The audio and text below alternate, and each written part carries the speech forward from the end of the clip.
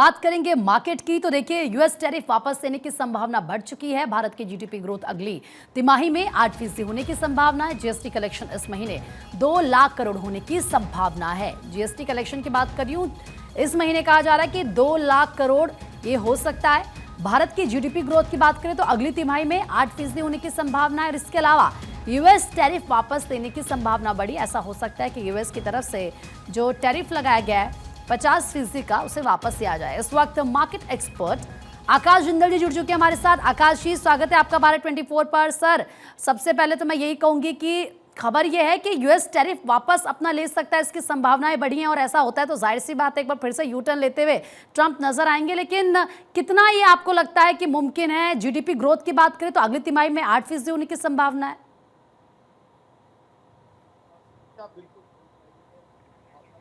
Sir, unmute कर लीजिए खुद को।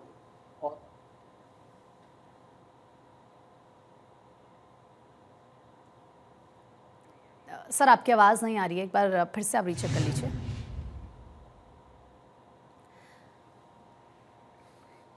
तो देखिए, अभी हम आकाश जी से बात करेंगे, लेकिन उससे पहले यहाँ पर ये संभावनाएं बढ़ चुकी हैं कि यूएस टैरिफ वापस ले ले।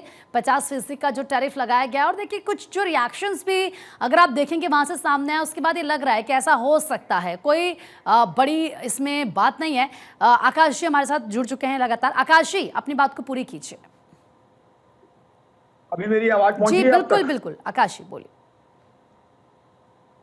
जी, देखिए, मेरा ही मानना है कि पूरी संभावना है कि यूएस यू टर्न ले सकता है, क्योंकि आज हालात ऐसे हैं। प्रधानमंत्री साहब ने जब से एससीओ मीट में गए हैं, जापान से, चाइना से, रशिया से मुलाकात हुई है, तब से ग्लोबल इकोनॉमिक ऑर्डर चेंज होने की बात हो रही है। आरआईसी बड़ी स्ट्रेंथ पकड़ रहा है, और अब दो चीजों की तरफ जो है हिंदुस्तान काम कर सकता है। अगर रुपी युआन ट्रेड, युआन चाइना की करेंसी है, शुरू हो जाता है तो डॉलर का वर्चस्व और कम हो सकता है। दूसरा, चाइना के साथ हमें ट्रेड बढ़ाना है।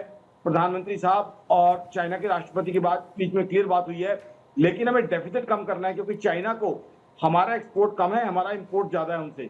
तो कहीं ना कहीं दो चीजें बड़ी इंपॉर्टेंट है। एक तो अगर रुपी युआन ट्रेड की तरफ अगर हम बढ़ते हैं तो डॉलर को काफी झटका लग सकता है। दूसरा, चाइना के साथ ट्रेड डेफिसिट कम होना चाहिए। तीसरा, आरआईसी की वजह से अमेरिका को तकलीफ पहुंची हुई है। अमेरिका में घबराहट है आरआईसी की वजह से, क्योंकि ये अगर एक फॉर्मिडेबल अलायंस बन जाता है, और जैसे एससीओ है, सेंट्रल एशिया की एक मीटिंग प्लेस थी, तो उससे कहीं ना कहीं वेस्टर्न वर्ल्ड में तो घबराहट होगी होगी।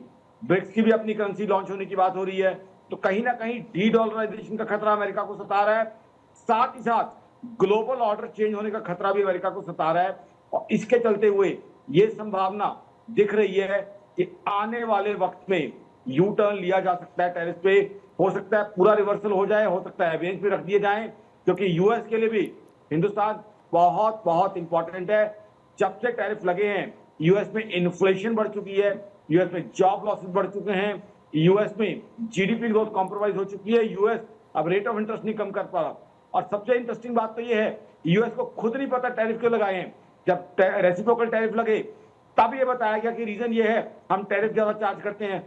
अगस्त में ये बता दिया कि हम रशिया से क्रूड ऑयल ले रहे हैं, इसलिए टैरिफ लगाए गए हैं। अरे भाई साहब, पहले डिसाइड तो कर लो कि आपके झगड़े की वजह क्या है। ये तो वो बात होगी कि झगड़ा करना किसी के साथ, कारण बाद में सोच लेंगे। तो ये इसलिए यूएस में जो है पॉलिसी को लेके जो कर रहे हैं वो सवाल खड़े हो रहे हैं ग्लोबली, और यूएस के अंदर खुद जगह जगह प्रोटेस्ट हो रहे हैं, तो इसलिए काफी रिवर्सल की पॉसिबिलिटी बन जाती है। ठीक है, बिल्कुल सर, बहुत बहुत शुक्रिया सर अपने राय साझा करने के लिए हमारे साथ।